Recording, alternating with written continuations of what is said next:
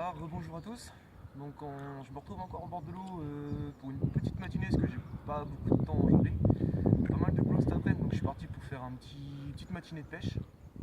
Donc après le week-end dernier qui n'a pas été vraiment productif, on a eu beaucoup de touches, pas beaucoup de déroules et aucun fiche au sec.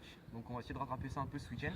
Vu que je suis venu vraiment juste pour faire une petite matinée, je suis pas venu avec beaucoup de matos, hein, juste mes cannes, quelques boulettes que j'ai récupérées hier soir à essayer. Donc là en gros c'est simple, je suis venu avec les appâts de chez Big Carp.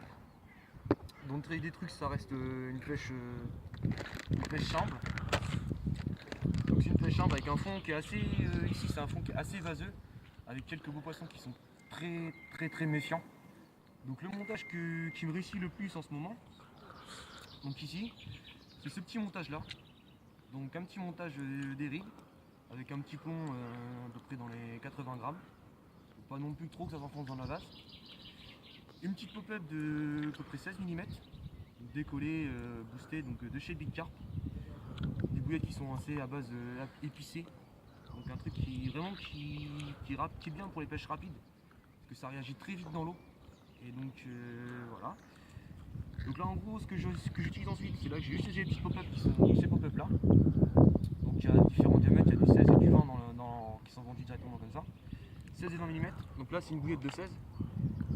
Et ce que je fais ensuite moi c'est que donc j'ai mis la petite patte d'enrobage avec. Donc la petite patte. Je fais juste un petit enrobage sur ma bille. Comme ceci.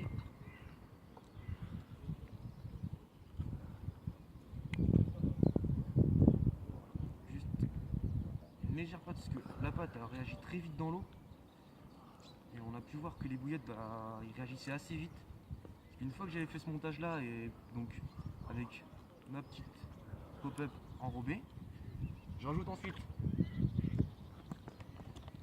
mon petit stick par dessus. Donc j'aime bien les sticks assez longs, que c'est vrai que j'utilise que ça comme amorce, j'en morce pas plus. C'est vraiment juste un stick. Donc voilà. Donc j'utilise ça et on a pu voir que les bouillettes ils réagissaient très vite dans l'eau. Une fois que j'avais mis ce montage là une fois balancé, à peu près une heure de pêche après, je comptais déjà 3 départs. Donc malheureusement je fais une décroche à peu près à 1 mètre du bord, à ras l'épuisette. Donc une belle carpe qui commence à faire son poids. Et après les restes j'ai pas pu les voir parce que j'ai eu un petit problème de détecteur qui m'a fait louper un poisson et une autre décroche. Donc voilà le montage que j'utilise. On va faire un petit zoom à la caméra. Donc voilà, montage que j'utilise. Donc là c'est un hameçon de 6. Petit hameçon de 6 en montant des rigs. Hein. J'ai mis volontairement mes chirotines un peu plus éloignées. Et pas de perles parce que les chirotines, je préfère les chirotines que ça bloque bien mon plomb. Donc là on voit bien que ça coulisse bien. Un petit plomb de 80 grammes. Et puis un lit de corps assez long pour bien que ça applique au fond parce que les carpes ici sont plutôt méfiantes. Donc méfiantes et très éduquées sur tout ce qui est bouillette. Donc il faut trouver la bouillette qui leur plaît. Donc voilà, on va placer tout ça correctement.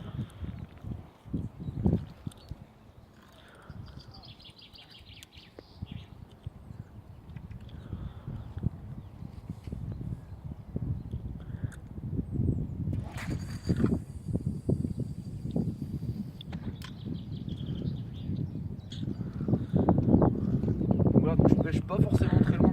Je vais d'à peu près à on va dire une cinquantaine de mètres. Dans ce petit plan d'eau, je pêche pas plus loin.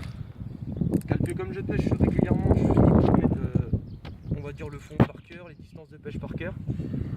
Et à peu près, c'est à peu près cette distance-là que j'ai toujours eu pas mal de touches, pas mal de runs et de fiches.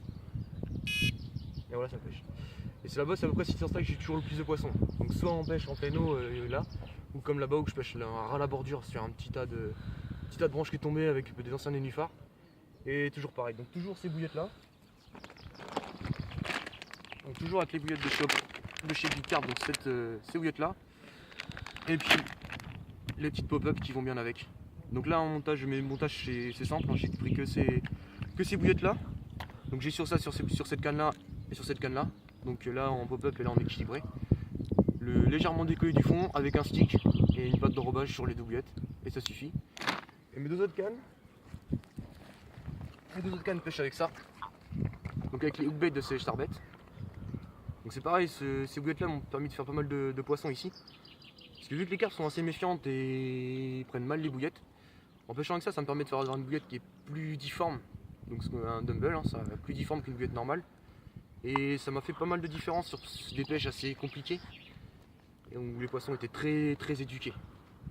Donc c'est vrai que c'est des petits trucs que j'ai toujours sur moi, qui me sauvent souvent la pêche quand les poissons sont trop éduqués ou des trucs comme ça. Donc un petit dumbbell avec un petit stick, parfois même boosté, ça fait souvent la différence. Ou des fois une pop-up isolée, boostée, ça fait aussi la différence dans ce petit étang là. Donc c'est un étang qui est pas très grand, il doit faire à peu près environ peut-être une petite dizaine d'hectares, pas plus. Après il y a une belle population de carpes déjà. On me tape dans les maxi que j'ai fait ici, moi c'était dans les 16 kg, 16 850. Donc ça commence à faire une belle mémère. Sinon après on tombe en moyenne dans les 10-12 kg à peu près en moyenne. Donc c'est un petit étang qui est agréable à pêcher avec de beaux poissons qui sont assez combatifs et en bonne santé. Et donc mais le problème qui est très dur à pêcher, c'est qu'il y a une grosse pression de pêche dessus. Où les carpes sont éduqués à la bouillette mais qui prennent plus maintenant. Dès qu'on commence à amorcer un peu de trop, comment faire un tapis de bouillette, ça prend plus. Donc moi la meilleure technique que je conseille, c'est vraiment souvent qui marche dans la plupart de tous les étangs, c'est souvent une bouillette isolée avec juste un petit stick. Et souvent c'est ce qui marche mieux.